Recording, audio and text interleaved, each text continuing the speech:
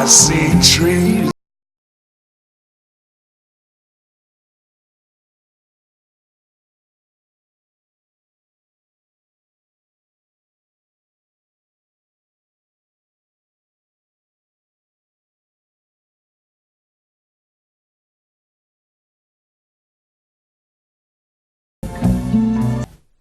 Buenas noches, queridos amigos, ¿cómo están? Nuevamente nos encontramos en una nueva emisión de Protagonistas por Siempre.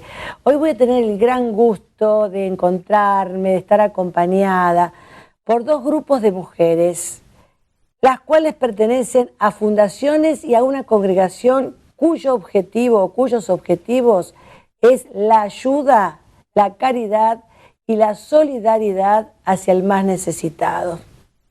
En este primer bloque me van a acompañar dos religiosas que pertenecen a la congregación de las hermanas pobres bonaerenses de San José, fundada por la venerable Madre Camila Rolón.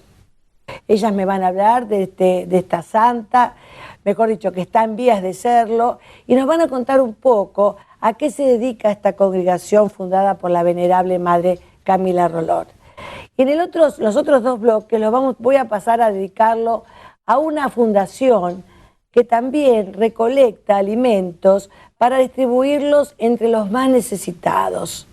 Me estoy refiriendo a la Fundación del Banco de Alimentos. Acompáñenme al próximo bloque y juntos veamos cuánta obra de bien hacen estas maravillosas mujeres. Red roses too. I see them blue.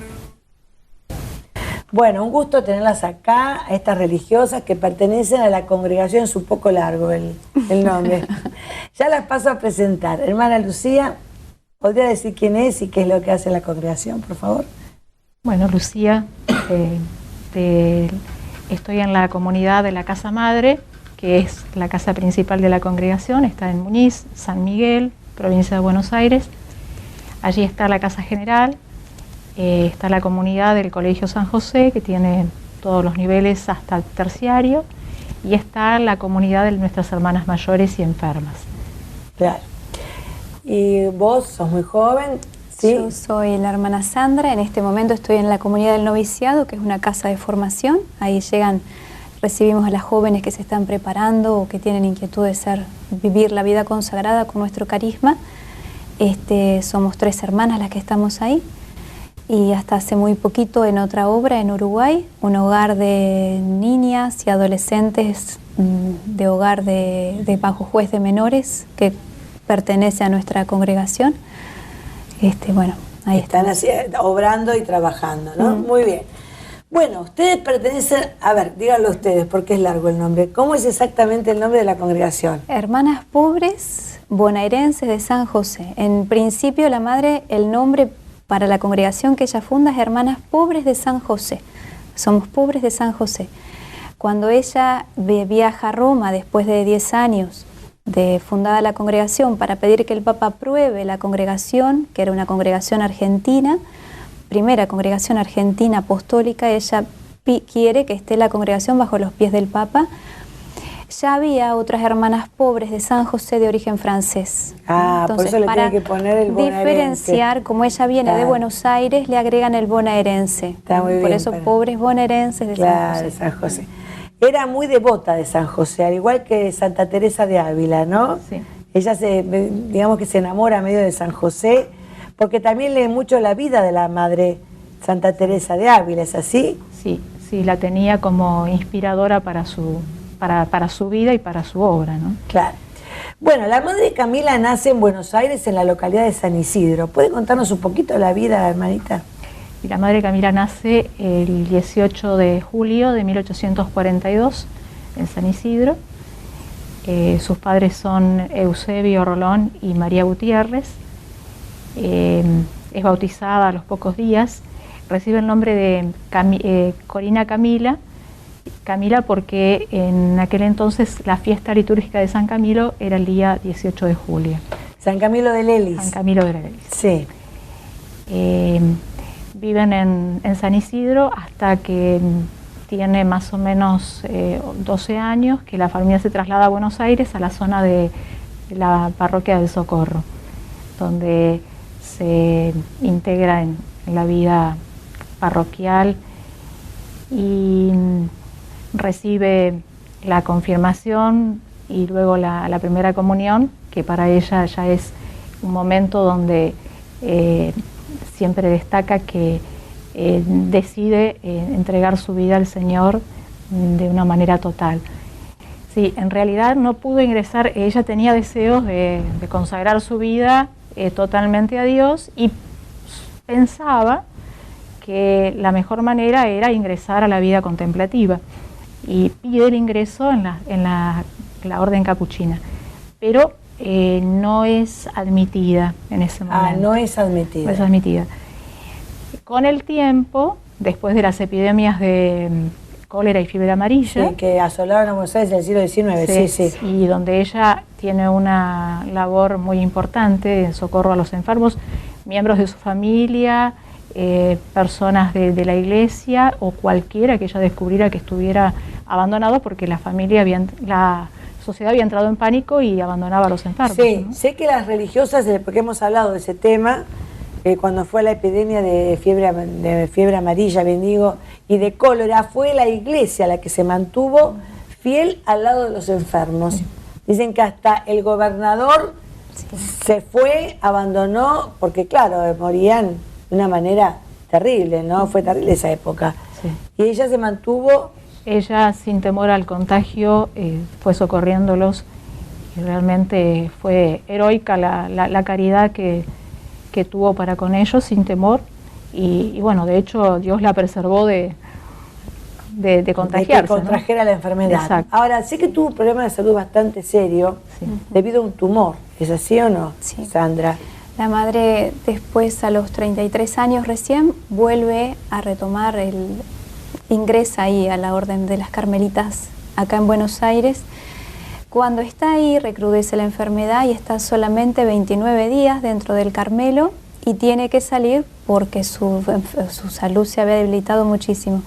Está postrada 5 meses y estuvo convaleciente 2, 3 años hasta que se recuperó.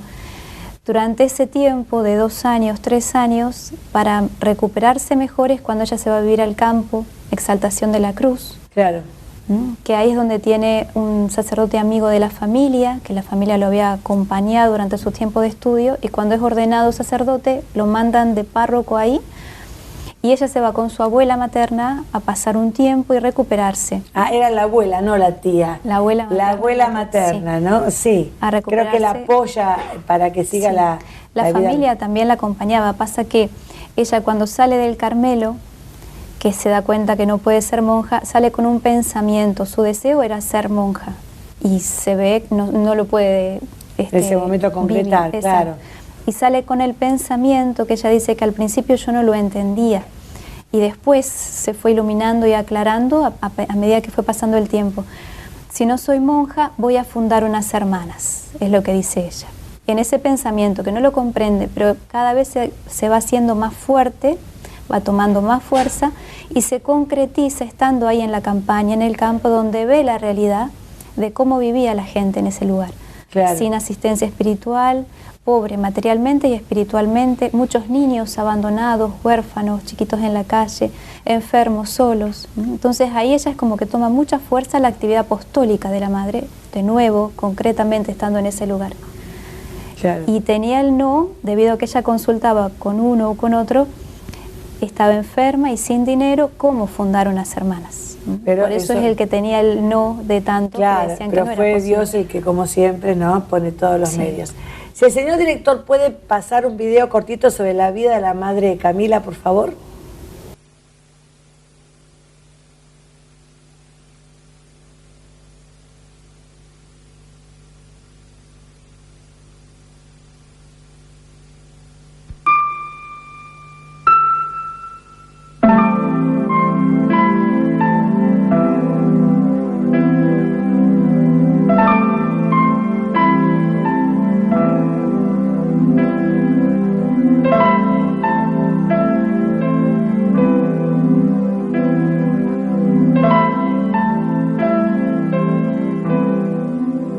Yo, Camila Rolón, indigna pecadora, natural de San Isidro de Buenos Aires, de 37 años de edad, hija legítima de Eusebio Rolón y de María Gutiérrez.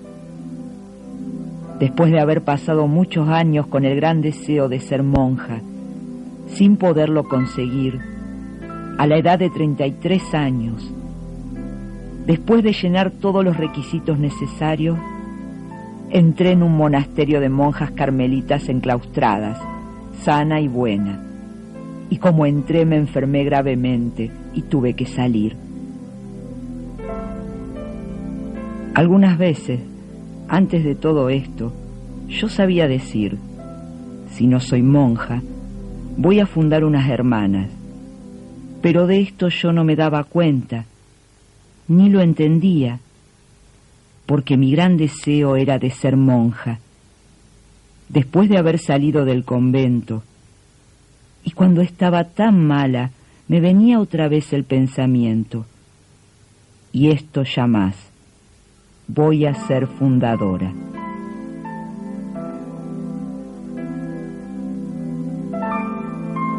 A veces llevamos en lo más profundo del corazón un deseo particular de seguir a Cristo y conocerlo de un modo nuevo, distinto, más intenso. Ese deseo fue puesto por Dios. Puede ser una convicción o una duda que nos inquieta, pero finalmente ese deseo toma forma y es abonado por la fuerza del Espíritu Santo. Ese deseo se manifiesta junto a una fuerte sensibilidad por la realidad humana que clama ser completada y santificada. De esta manera, busca ser refugio y alimento para otros, obra consoladora del Padre que une a todos en Jesucristo, el hermano de la humanidad. A todo esto, a esta experiencia espiritual, la llamamos carisma. Se me ha descarriado y perdido una ovejita. Yo pregunto por ella y soy inoportuna. Y hallándola, yo iré y me la pondré sobre mis hombros y la traeré al corral donde le haré beber las aguas de la sana doctrina para que se convierta y viva. Estas son palabras simples de una mujer cuyo carisma fue un derroche de amor y servicio por los más necesitados. Carisma que toma forma a lo largo de una vida de unión con Dios. El Espíritu Santo guió a la Madre Camila a través de su enfermedad y confusión a una experiencia honda de Cristo en su misterio de pobreza y anonadamiento. Esto la llevó a depositar toda su confianza en los anchurosos senos de la providencia. Es ella quien, en su propia carne, débil y enferma, experimenta la misericordia y la fuerza del Padre. Y es desde esta misma experiencia de pobreza de donde surge una Camila agradecida y dispuesta a la alabanza permanente, con el corazón hondamente arraigado en la meditación de los misterios de Cristo, para imitar su humildad, obediencia y abandono. Habiendo vivido en las llagas amorosas de Jesús crucificado, y por su gracia abandonada enteramente a la voluntad de Dios, y abrazada al santo árbol de la cruz, quiero también morir clavada en él, libre de todo apego, para poder decir con verdad, solo Dios basta. Pero la muerte de Camila, antes que una muerte humana, es aquella del grano de trigo que cae silenciosamente en el surco para dar fruto a su debido tiempo. Se trata de una muerte que es aceptación cotidiana de la voluntad de Dios. Una muerte que va unida a un gran celo, no por sí misma, sino por ese reino de Dios que Jesús inauguró sobre la tierra, pero que nos pide llevemos a término con total entrega y gratuidad. Sensible y consciente de las realidades precarias de su pueblo, Camila respondió a las necesidades de su tiempo y se transformó en instrumento eficaz. Por medio de su brazo, de su voluntad férrea y de su coraje, la Iglesia alcanzó aquellos rincones de la patria más abandonados. Bueno, acá me están contando estas dos simpáticas religiosas, la verdad que es un gusto charlar con ellas, todo lo que ha hecho la Madre Camila, y ahora lo van a contar, pero sé que no gozaba para nada de buena salud. Eso es lo más meritorio, de una salud muy frágil, y a pesar de todo eso, todo lo que ha hecho. Pero bueno, vamos a dejar una pregunta en suspenso, ¿no? ¿Cuántas casas fundó la Madre Camila en vida, obviamente, y después eso siguió creciendo, y todo debido a la divina providencia, gracias a Dios? Pero no me lo van a contestar ahora, sino en el próximo bloque. Ya volvemos. I see them blue. Detrás de las paredes de este convento se oculta un terrible misterio. Una a una las alumnas del último curso están desapareciendo. Y el padre Pablo, junto al comisario Ledesma, serán los encargados de descifrar los acertijos de la enigmática hermana Brígida. ¿Estará loca o es la única que sabe la verdad? No te quedes con la duda. Averigua el misterio leyendo Crimen en el Convento de la Adoración. Lo podés encontrar en las principales librerías de la ciudad o mandanos un mail a protagonistasporsiempre@yahoo.com.ar, que con gusto te lo enviaremos. ¿Creíste que el comisario Ledesma había logrado desbaratar esa red de trata de personas que acecha el Convento de la Adoración? En este nuevo libro, No matarás, Ledesma tendrá que abusar su ingenio para poder descubrir quiénes son los que se escudan en las sombras. No dejes de leer esta nueva entrega de la saga de Crimen en el Convento de la Adoración. Lo podés encontrar en todas las librerías Jenny del país. Leaves of green, red roses too. I see them blue. Bueno, quedó una pregunta pendiente. ¿Cuántas casas fundó la Madre Camila a pesar de su mala salud? La madre funda desde 1880, que funda la congregación, hasta 1913, que ella fallece en febrero. Ella funda 39 casas en 32 años. Incesante la labor. Sí, eran muchísimas las fundaciones, los lugares donde le pedían.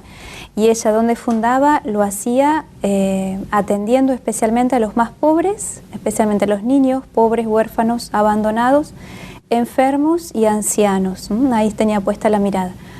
En toda obra de caridad, totalmente desinteresada, gratuito, pero especialmente pensando en los más pobres y abandonados. Increíble. Aparte, tuvo un problema tan serio de salud que así estábamos comentando, 32 años, pero Dios le permitió casi 40 años de sobrevida, digamos así, hasta poder concretar la obra, y fallece a los 71 años. 71 años. Bueno, a mí hay algo que me impactó cuando leí la vida de ella, fue la forma en que murió. ¿Podrías contarla, que murió abrazada al escapulario y al crucifijo hasta que se sintió? ¿Podrías contarlo, por favor? Y justamente estamos celebrando el centenario de la muerte este año. Todo este año para nosotros ha sido un año especial de gracia, de jubileo para la congregación, porque es el paso de ella a la eternidad, ¿no? Y la madre, el día de la víspera del 16 de febrero, tiene ya como un estado de agitación especial. Su corazón está con una frecuencia aumentada. Entonces ella le dice a las hermanas, está contento porque se va. No se preocupen, corazón, claro. Sí, no se preocupen, está contento porque se va. Claro.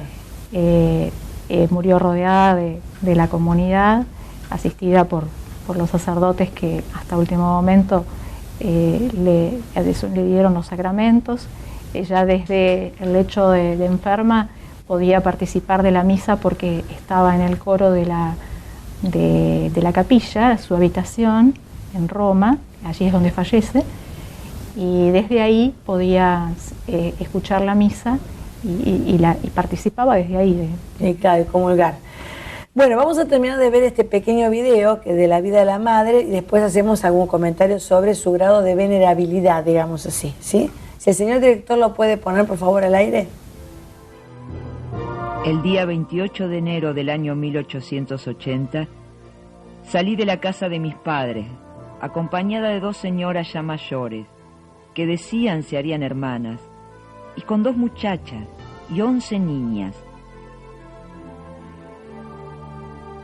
Sin más dinero que con 500 pesos moneda corriente, y sin otro capital que el de la divina providencia, llegamos a la ciudad de Mercedes. Y así, mediante el carisma de la santa pobreza evangélica, Camila funda la Congregación de las Hermanas Pobres Bonaerenses de San José, destinada a ser asilo y cobijo de la pobreza y el abandono. Tiene por fin nuestro instituto procurar la gloria de Dios y la salvación de las almas, dedicándose a la educación de las niñas pobres, sobre todo en los pueblos de la campaña, y a la visita de los enfermos menesterosos a domicilio. Procura a las niñas pobres el beneficio de la instrucción y educación cristiana.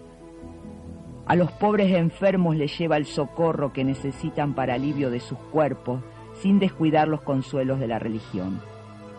Se trata de una obra abierta a la caridad de Cristo y que irá extendiéndose progresivamente. Asilos, escuelas, casas para desamparados, institutos de corrección, hospitales públicos, auxilio a los heridos de guerra y todo aquello que es testimonio de la palabra de Dios. Cuánto hicieron a uno de estos mis hermanos más pequeños, a mí me lo hicieron. Guiada y fortalecida por la comunión de los santos, Camila construye, no sin dificultades y sufrimientos materiales espirituales, la gran obra de la caridad para ser luz y sal de la tierra. Mi soberana abadesa y santísima madre, la Inmaculada Virgen del Monte Carmelo, la gran Madre de Dios, ella es la superiora general, la verdadera madre fundadora de la humilde familia josefina de las pobres hermanas bonaerenses de San José, que tan visiblemente la cobija con su santísimo esposo José, hombre trabajador y nobilísimo, cariñoso padre que se ocupa visiblemente de su pobre familia josefina.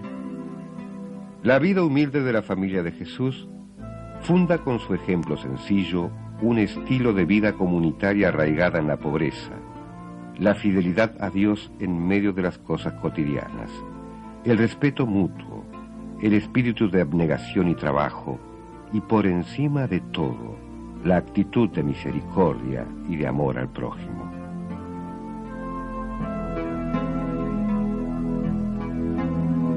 Dentro de este ámbito, Camila, junto a Dios, engendra hijas que, como María, deberán ser madres, capaces de escuchar, comprender y perdonar, y como José deberán estar disponibles ante el misterio, capaces de comunicar el amor y valorar el trabajo como expresión de ese mismo amor.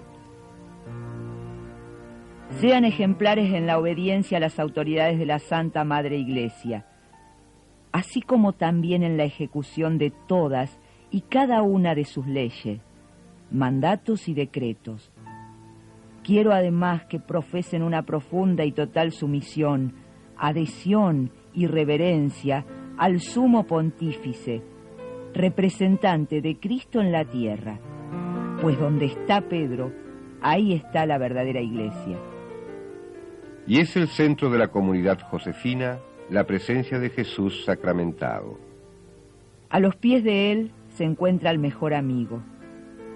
Juntémonos siempre como lámparas ardientes en deseo de amar a Jesús sacramentado.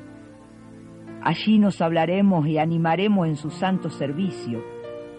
Y esto no solo para el bien propio, sino como sentido de la misión, ya que las criaturas no tienen quien les parta el pan de la palabra, y así se mueren de hambre. Por último, pide a Teresa de Ávila su protección. A esa hija de la Iglesia, andariega de Dios, que la albergó en su casa cuando joven, para inspirarla con las sabias normas que regían su Carmelo y para inspirarla con su conocida fe en la providencia que la llevó a profesar diciendo: solo Dios basta. Estos son los amigos de Camila. Estas son las luces de su camino evangélico. Estos son los modelos que inspiraron toda su vida y la de la congregación que funda. Ellos son los que le recuerdan que el camino es el amor.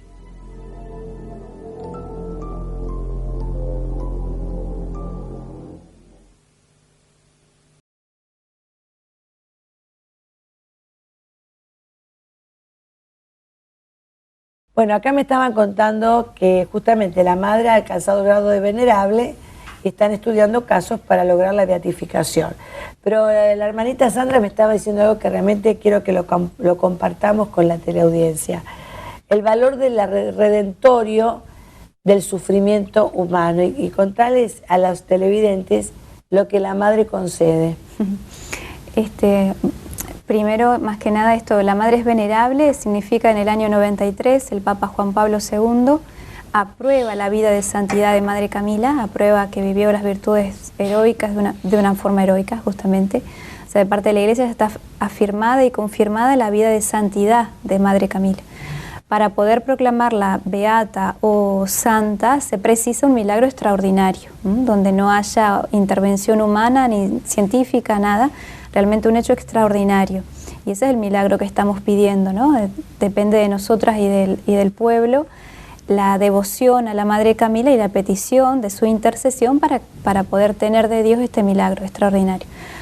Pero lo que compartíamos recién era que si bien muchísima gente llega a la tumba de la Madre Camila pidiendo gracias, gracias muy grandes de curaciones, por ejemplo, si bien ese milagro de la curación física no se da, lo que sí la Madre concede es la aceptación de esa enfermedad con paz, que la persona pueda aceptar la cruz que tiene que llevar, ya sea enfermedad, dolor, lo que sea, y poder aceptarla con paz, que es una gracia para la persona, para su familia y para la Iglesia entera. Claro, justamente porque el valor del sufrimiento, me gustaría, hermana Lucía, que lo compartieras. ¿Cuál es exactamente, digamos así, por qué Dios se vale del sufrimiento humano o para qué se vale?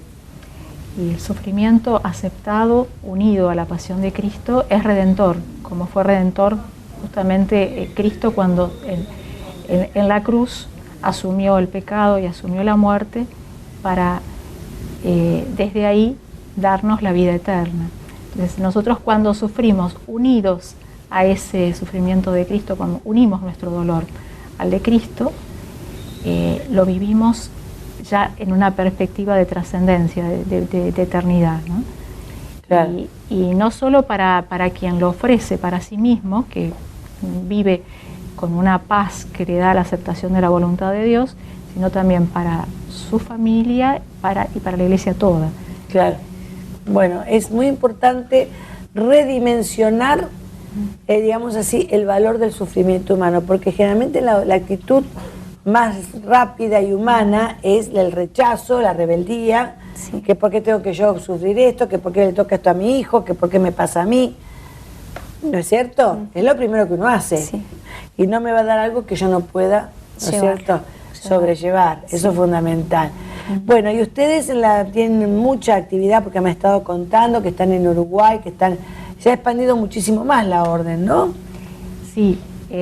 La madre ya había fundado en Argentina, Uruguay, Italia y hubo también una obra por poco tiempo en España.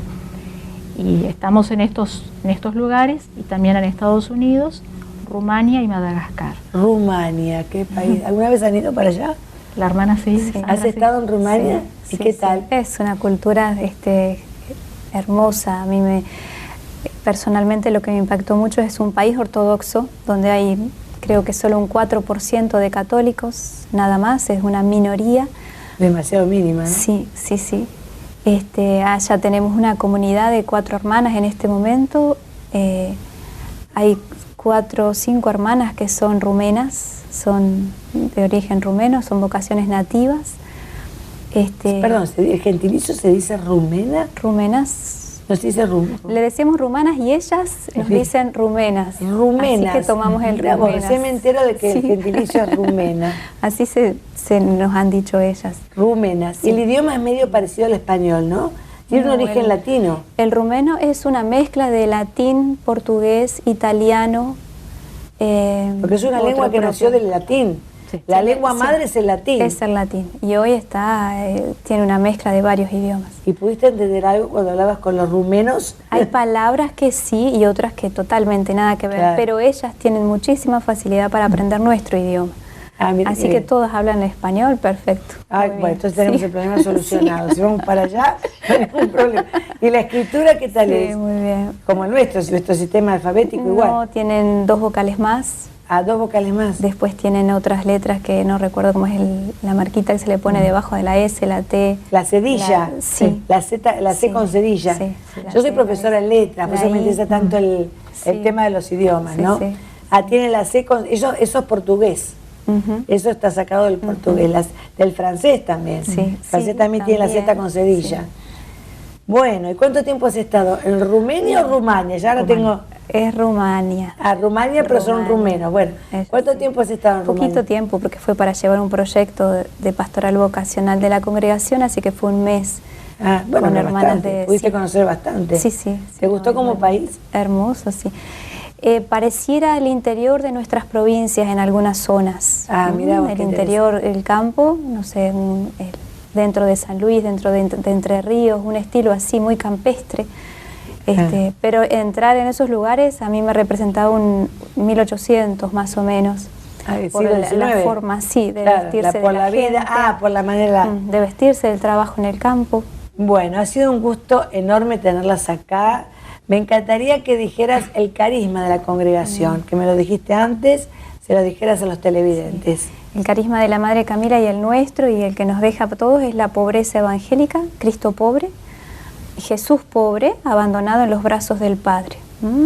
Qué lindo eso es. Por eso vivir para los más pobres y abandonados, con una actitud de pobreza y de abandono, de confianza en los brazos de Dios Padre. Bueno, el mensaje es hermoso. Un gusto de tenerlas acá. Se me acabó el tiempo. Gracias por haber venido. Muchas gracias. Y bueno, nosotros espero que pronto puedan beatificar y luego canonizar a la Madre Camila Rolón. Gracias por estar acá. Gracias. Y nosotros ahora vamos en el próximo bloque a conversar con la directora de operaciones de una fundación que también se dedica a la ayuda a los más necesitados. Ya volvemos.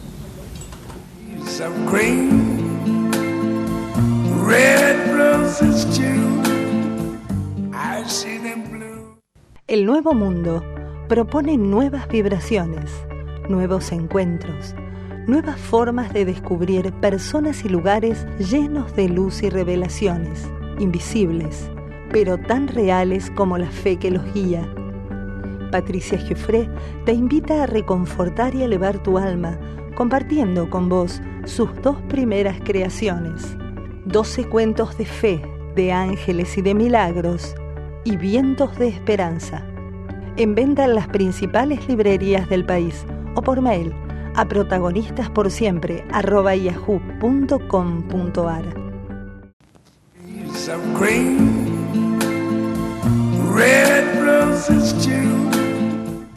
Bueno, ahora me acompaña la directora de operaciones, la señora Alejandra Molina, de la Fundación Banco de Alimentos. Ya viniste. ¿Cómo estás, Alejandra? Bien, todo muy bien, Patricia, por suerte bien. Ya estuve acá, es verdad. Sí, ya estuve. 2 años después. 2 años después, para seguir contando sobre la maravillosa obra que hace esta organización en pro de la caridad. Recién tuvimos a las hermanitas y por eso dije que son mujeres maravillosas, cada una desde su ámbito, una desde lo religioso, otra desde el ámbito laico.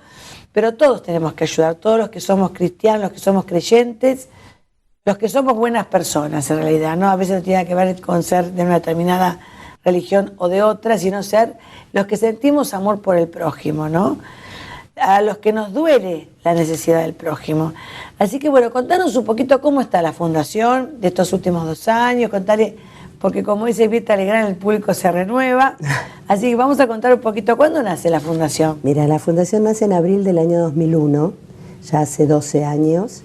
Hemos crecido mucho en ese tiempo, pero uno recordando un poco lo que fue el primer año que distribuimos unas 300 toneladas, hoy realmente podemos agrandar ese número, estamos casi en 4 millones de kilos por año. ¡Qué maravilla! Es un volumen importante. Ya lo creo. Y bueno, cumplimos 12 años de estar trabajando en esta causa, ¿no? ¡Qué maravilla! Sí me estabas contando, pues yo te pregunté si la colecta había sido el 5 de octubre, vos me dijiste que sí. Contales un poquito a los televidentes, ese día se hace la colecta general, pero ustedes todos los días distribuyen alimentos, ¿es así? Exacto, ese es un día en el año que con la excusa de juntarnos todos los bancos de alimentos del país, son 17 bancos, de una manera nacional, se replica en cada una de las provincias que tienen bancos, incluso nosotros, una colecta en las bocas de supermercados, con la intención de juntar kilos de alimentos, sin duda esa es nuestra misión, pero también para estar presente en la cabeza de las personas, ¿no es cierto? Buscar la manera de que nos conozca la gente común, que sepa que puede ayudar con un sachet de leche, con un alimento no perecedero, pero también de distintas formas. O sea, la colecta realmente genera que la gente se acerque a nuestra web, a través del teléfono, que se interese por saber qué hacemos y cómo puede cooperar. Qué interesante. Bueno, ¿cómo es la historia? Digamos que nace en el 2001, dijiste. En el 2001. Y luego sí. Imagino, pues un largo camino, ¿no? Estamos en el 2013, 12 años de lucha, y surge, me imagino, que para dar una respuesta a un momento muy crítico de la Argentina, sí, ¿no? El 2001 fue un año de crisis, generó inquietud en muchas personas, y bueno, surge de un grupo de personas que justamente para darle alguna respuesta, aunque sea muy chiquitita en ese momento, al problema que vivía la Argentina, puso el foco en los más necesitados. O sea, había muchos grupos de necesidad, pero fue al hambriento y trató de llegar a los grupos más bajos. Claro. Eso generó que se formara un banco de alimentos, no es una idea creada en Argentina, los bancos de alimentos nacen en la década del 60, están en todo el mundo. Hoy hay unos 500 bancos de alimentos en Europa, en Estados Unidos, en Latinoamérica.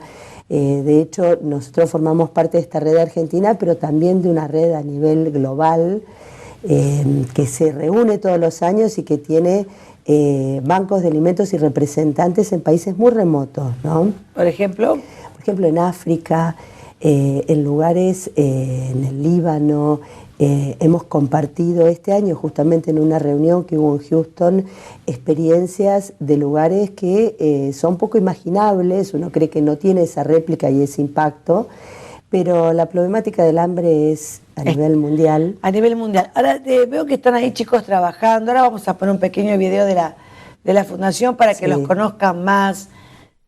Ahora, el tema es, acá en la Argentina, la sede está en Buenos Aires, pero después tiene, digamos, filiales en distintas partes del interior. Sí, en realidad no es la sede la que está en Buenos Aires. En Buenos Aires hay un banco de alimentos que opera en Munro y que tiene un ámbito geográfico que es capital, ciudad de Buenos Aires y el conurbano. Sí. Después hay distintos bancos de alimentos. Hay otros bancos de alimentos. Otros bancos de alimentos. ¿En qué provincias estarían, por ejemplo? En diferentes provincias, son 17. Están en Mar del Plata, en provincia de Buenos Aires, están en Córdoba, en Santa Fe, Mendoza, en Tucumán, en Neuquén. Me voy a olvidar de varios, sí, pero digamos, son 17. Claro, hay una red argentina de bancos que funciona en Buenos Aires, que tiene su sede en Buenos Aires y que nos congrega. nuclea todos estos. Exactamente. Ahora, decime, las que están en los lugares más afectados, digamos así, por la desnutrición, ¿logran llegar a paliar en qué, más o menos, en qué proporción? Porque me imagino que la tarea debe ser muy ardua para poder paliar el hambre, ¿no? De las necesidades de toda la Argentina, porque sigue habiendo mucha desnutrición. ¿Es así o no? Sí, es así, totalmente. Uno pone el foco en reducir el hambre, pero básicamente en la malnutrición, en la obesidad, en la mala manera de alimentarse. O sea, son los alimentos de baja calidad que a veces generan el chico desnutrido, el adulto desnutrido. todos los bancos operamos con una dinámica muy similar, digamos. No vamos directamente a la persona que come. Tenemos un aliado que es el comedor. El comedor. Claro. Llamado genéricamente, porque no son todos comedores. Ustedes no le van a dar casa por casa los alimentos, ustedes distribuyen a los comedores, pero el tema está justamente, ¿qué pasa con esos lugares de difícil acceso a un comedor? Sí. Porque habrá gente, ponele, qué sé yo, en este momento se está ocurriendo en el Chaco, ¿no? Que el famoso problema del Chaco, en este momento no me sale la palabra, pero que está impenetrable, que hay tantas familias que también están, o sea, carentes de recursos. ¿Cómo hace la fundación para llegar hasta esa gente? Porque habrá gente que no puede acercarse a un comedor. Mira, es lo más difícil, porque yo te puedo hablar de nuestro caso, Ciudad de Buenos Aires y conurbano, que es el que nosotros manejamos. Así todo, en el conurbano hay lugares poco accesibles. Claro. Por ejemplo, nosotros tenemos un programa que se llama Programa Vamos, que todos los sábados 2 empresas de logística nos donan su camión y reparten a unos 10 comedores el pedido de alimentos que nosotros armamos. Que es un pedido no para una familia, es un pedido para una organización, o sea que imagino. Son pedidos de 800 kilos. Me imagino grandes, claro. Y estos vehículos tienen graves conflictos y problemas para poder acceder a lugares que son muy dificultosos de acceder. O sea, aún en la Ciudad de Buenos Aires. No hace falta irse a Chaco. No es necesario, claro, para que sea complicada la logística, el acceso. La verdad que hacemos el esfuerzo, o sea, tratamos de acceder al que está más lejos, pero siempre haciéndolo a través de la organización que da de comer. Claro, a lo mejor tendrían que estar, digamos, conectados, o a lo mejor lo están, no sé, con las parroquias y también con las intendencias. Totalmente. Porque me imagino que a través del intendente y o de un párroco, si en ese lugar es muy chiquitito, no está el intendente, ¿no es cierto? Porque hay pueblos que son tan chiquititos que no tienen intendente. Son los que hacen la gestión. Claro, son los que tienen la mano en la masa, porque justamente todos los años nosotros hacemos un encuentro con estas organizaciones. Hoy son 643 organizaciones. Es un número enorme, porque cada organización da un servicio a un número determinado de personas. Son unas 91.000 personas. Entonces son ellos nuestros intermediarios a la hora de acceder. Cáritas, CONIN, hay grandes redes que colaboran con ustedes. Que colaboran con nosotros y nosotros con ellos. O sea, nosotros les damos el alimento a ellos, que son quienes lo redistribuyen.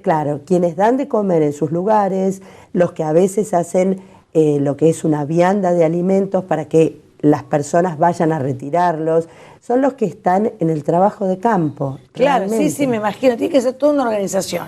Es trabajar en red. Claro, es muy difícil pensar en 91.000 personas que coman cotidianamente. Sí, me imagino. Y llegar a ellas con una organización como la nuestra si no contáramos con esto. Con la otra, el apoyo logístico. Sí. Bueno, ahora vamos a pasar un poco el video de la fundación, si el señor director lo tiene cargado.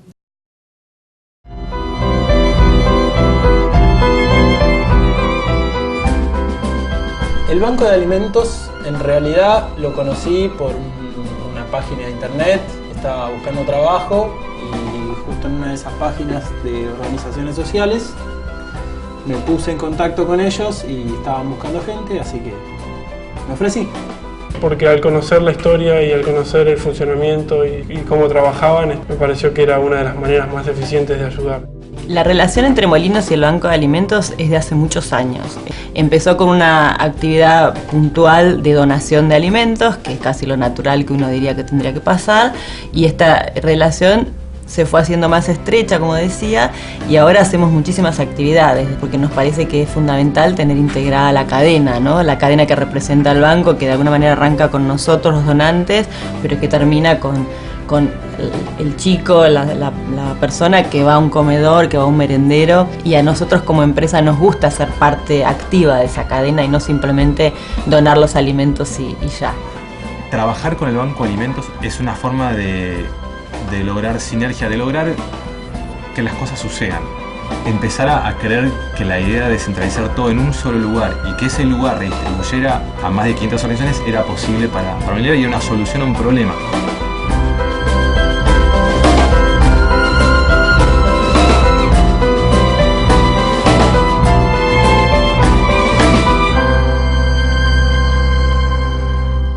realidad la que conoce al banco es Alicia. Era en plena crisis. Realmente ya no teníamos recursos, estábamos desesperadas porque la demanda era cada vez más. Ella escribió una carta y bueno, y cuando nos contestaron bailamos, saltamos, porque dijimos, bueno, me parece que es como que una puertita de esperanza se abre. Y bueno, y ahí empezamos.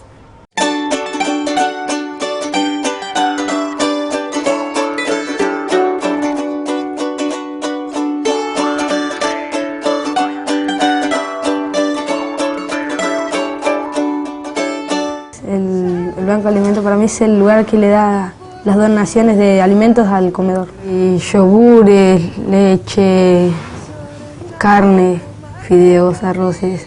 El comedor me ayuda mucho porque me dan un plato de comida, me tratan bien, me dan el desayuno, cosas fundamentales. Bueno, me estabas contando que hubo 800 personas que se ofrecieron como voluntarias. Eso me habla de una Argentina maravillosa, que gente con valores, y somos muchos los que tenemos eso, gracias a Dios, ¿no? Así que la pregunta que te voy a hacer, pero la vamos a dejar para la respuesta, para el próximo bloque, ¿cuáles son las condiciones para ser voluntario? ¿Cuándo hay que anotarse? ¿Cuándo vas a la próxima campaña? Pero en este momento no me lo contesta. Bueno. En el próximo bloque nos contesta. Of green, red roses too. I see them blue. Hay que hacer una diferencia entre desnutrición y malnutrición. Sí. Desnutrición significa directamente no ingerir los elementos necesarios para que el cuerpo necesita.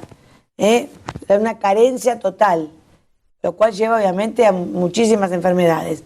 Y otra es la malnutrición, que es ingerir ciertos alimentos, pero de manera insuficiente.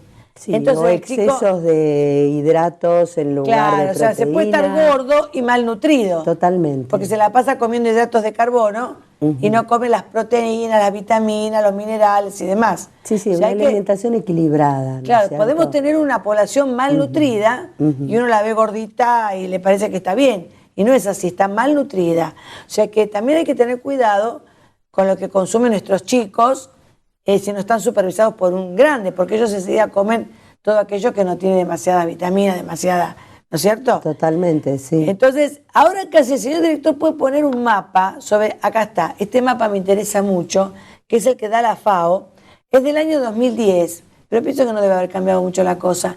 Fíjate que lo que está en un color rojo más oscuro, que justamente se concentra en el África, son las zonas, digamos, de mayor peligro, ¿no?, de desnutrición. Por suerte nosotros en Argentina no tenemos tanta, por lo que se ve ahí en el mapa, no tenemos. Hay una zona ahí arriba de Argentina, ¿sí? Este país de Sudamérica, que está bastante también en riesgo, por lo que se ve ahí, ¿no? Pero en general todo está condensado en África y en ciertas partes del Asia. Ahora vos me dijiste que los bancos de alimentos llegan al África. El problema está en la distribución, porque los bancos están. ¿Cómo hace la persona a llegar a proveerse, no? La realidad es que los bancos de alimentos no resuelven en su totalidad el problema. Nosotros, por ejemplo, como Banco de Alimentos en Argentina, en Buenos Aires particularmente, llegamos a 91.000 personas, pero nuestra cooperación con esas 91.000 personas es un 20% de lo que necesitan consumir para estar bien alimentados. Claro. Con lo cual, imagínate que nuestro impacto es grande, pero queda un 80% pero no alcanza, claro. No alcanza. O sea, el Banco de Alimentos lo que trata es contribuir en esta reducción. Paliar la necesidad. Paliarla. Pero no logra, claro, solucionar el tema. No logra ni lo tiene como una meta, porque la manera en que recibimos esos alimentos depende de las donaciones de empresas, de productores. No podemos garantizar seguro el 100% de esa alimentación. Claro, acá tendría que haber políticas de Estado para que esto se solucione.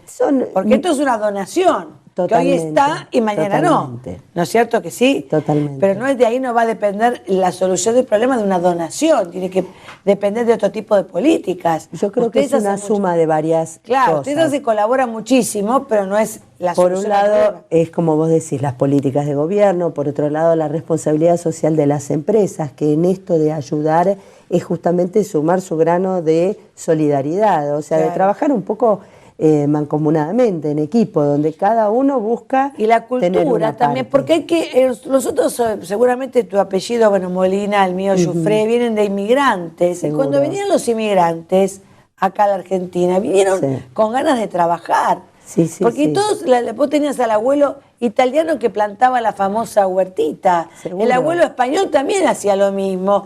Tenía gallineros con gallinas en las casas. Cuando uno era chico los vio.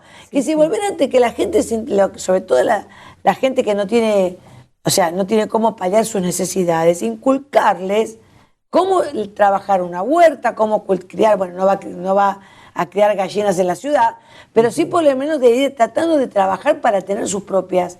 Los que viven en el campo, sí. O sea, de ellos mismos tener su medio. Claro, bueno, su medio parte de de vida. lo que nosotros tenemos como misión es justamente tratar de inculcar en estas organizaciones que yo te decía que son 650 organizaciones prácticamente, determinadas herramientas para que ellos puedan gestionar justamente esa otra parte que les falta. Pero por supuesto, no desde todo, huertas, no talleres. todo lo van a estar esperando de la donación Obviamente. que venga desde arriba. Vamos a ver otra parte del video que es muy interesante también.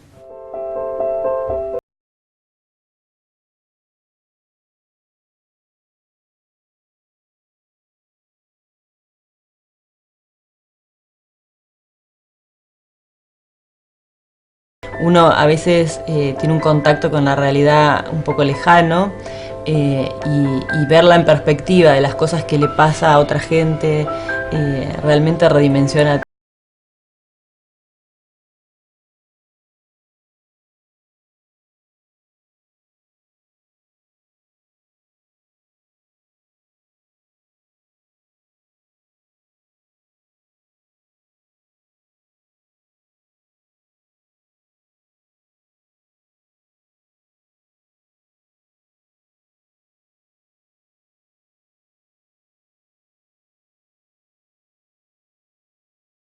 De las pequeñas cosas, y más con los chicos, ¿no? De volver a tener paciencia, de volver a jugar.